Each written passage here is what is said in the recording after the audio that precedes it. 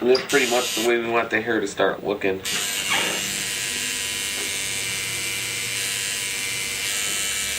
And just end it right in to where that cloak starts.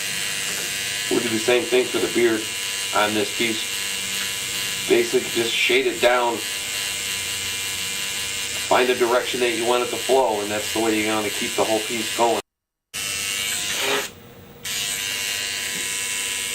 I'm going to shade this from the bottom up and from the top down. And you'll see that I'll give it a nice edge on both sides. If you remember, we brought this beard down, we made it a little bit longer. You have to follow your new outline on there.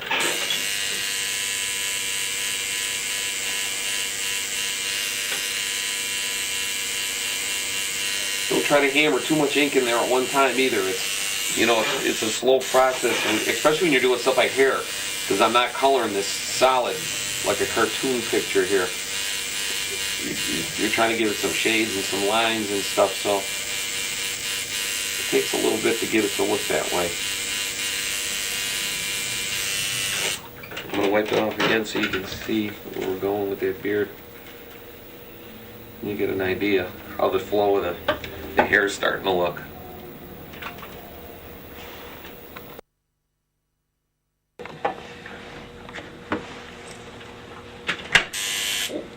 Now you can see the hair's all done, and I'm going to start working on this face here.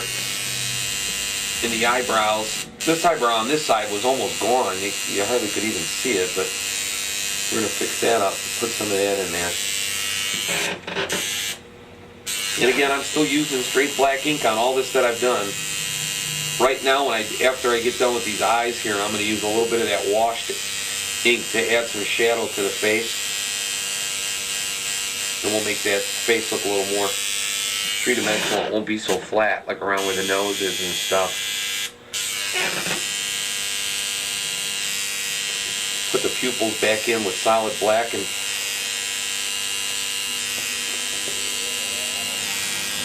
these pupils were just all solid black. We're going to leave one little opening in there for a white highlight later on because it'll make the eyes look more piercing even. When they're done, we won't color that solid black.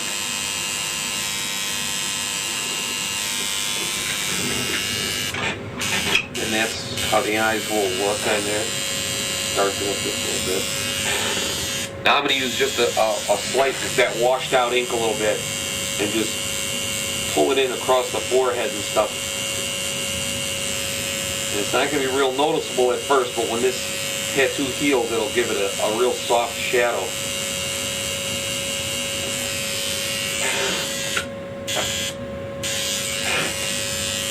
Same thing around the eyes there. You want to put a little bit of shadow underneath them.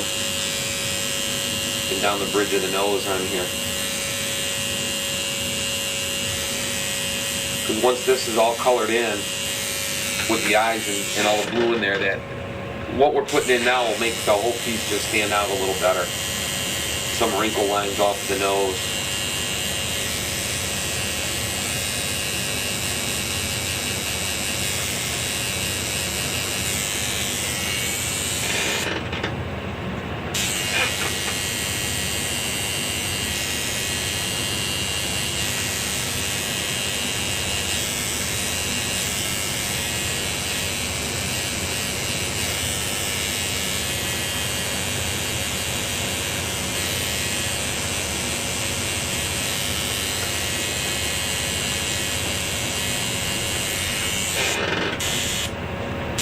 Going to bring that shadow on this. I'm going to use it from this side and make this the shadowed side here. So I'm going to put a little bit more shadow in the face on this side.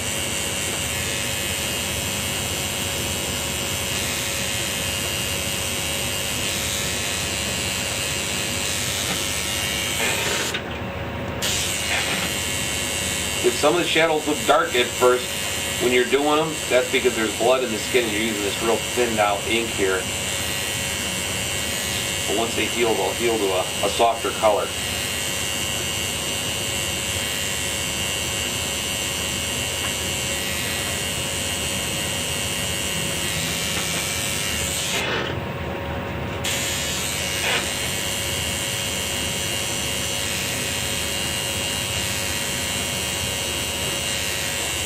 You see how I'm pulling that into the face like this? It'll kind of enhance the cheekbones and it'll give it more dimension to the whole piece just by shadowing one side of it.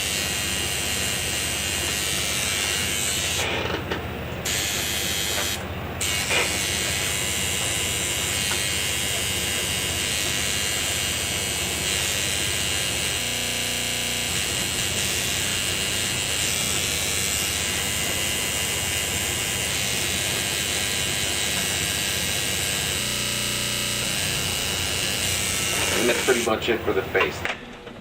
Now you can see we went all through the hair's all done. We got the robes done. I went through and I finished up the rest of the cross with those thicker outlines and added in some black highlights. Now we're going to take the starburst that's going around the head and we'll do it with real black and pull that out. So when we put the new color in here, it'll have a black background. And that, yeah, I'm just going to use straight black ink on that and I'm going to shade that out. And you're going to have to go in and out of all these points. And just pull that black out of there. You can see on this old one that some of these points look like there was already black ink in it, but when we go over this with the yellows and oranges, that's gonna be gone. It's gonna be all redone and real bright. So you just want to keep going in and out of all of these little points here. And I'll show you the kind of look you're trying to get out of that.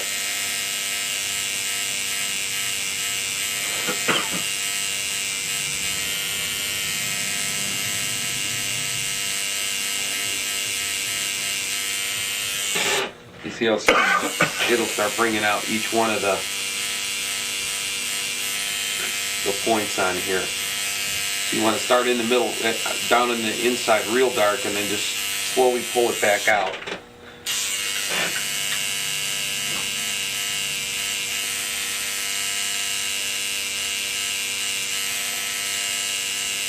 These last couple here, and you'll get and I'll wipe it off and you'll see what we're trying to get after here.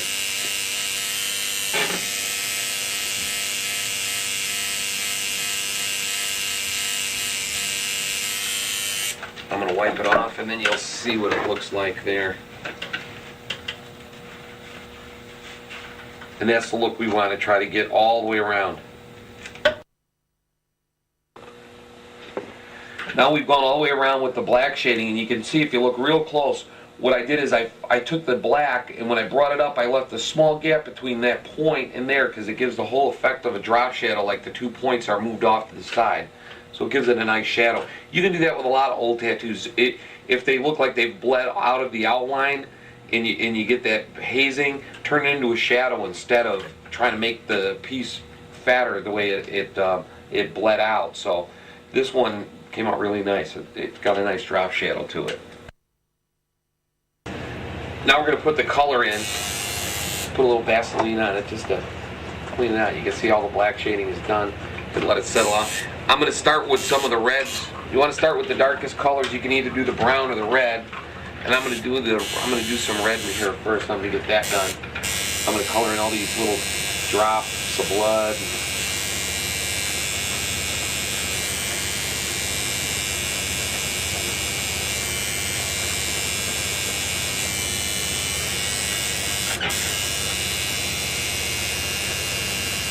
This blood that's on his face here is kind of just freehand. It's